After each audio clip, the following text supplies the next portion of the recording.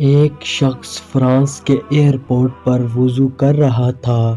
اس سے کسی نے پوچھا کہ آپ کس ملک سے تعلق رکھتے ہیں؟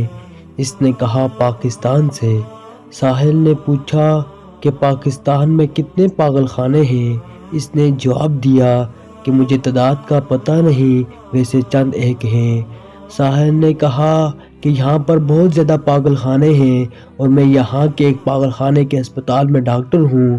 میری پوری عمر اس تحقیق میں گزری ہے کہ لوگ پاگل کیوں ہوتے ہیں اور پاگل پن سے بچنے کے لیے کیا احتیاطی تدابیر اختیار کرنا ضروری ہے۔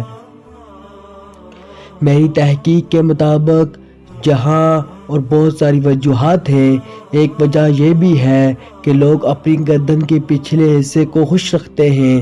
کھچاؤ کی وجہ سے رگوں پر اس کا اثر ہوتا ہے۔ جو لوگ اس جگہ کو وقتاً فوقتاً نمی پہنچاتے رہیں وہ پاگل ہونے سے بچ جاتے ہیں۔ میں نے دیکھا کہ آپ نے ہاتھ پاؤں دھونے کے ساتھ ساتھ گردن کے پیچھے کے حصے پر بھی گیلے ہاتھ پھیرے، جس سے مجھے بہت حیرانی ہوئی کہ آپ کو یہ طریقہ کس نے بتایا۔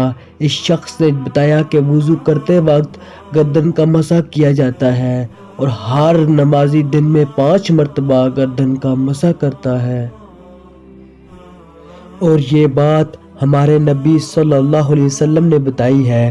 ڈاکٹر کہنے لگا کہ اس لیے آپ کے ملک میں لوگ کم تعداد میں پاگل ہوتے ہیں۔ اللہ اکبر! ایک ڈاکٹر کی پوری زندگی کی تحقیق حضرت محمد صلی اللہ علیہ وسلم کے بتائے ہوئے ایک چھوٹے سے عمل پر آ کر ختم ہو گئی۔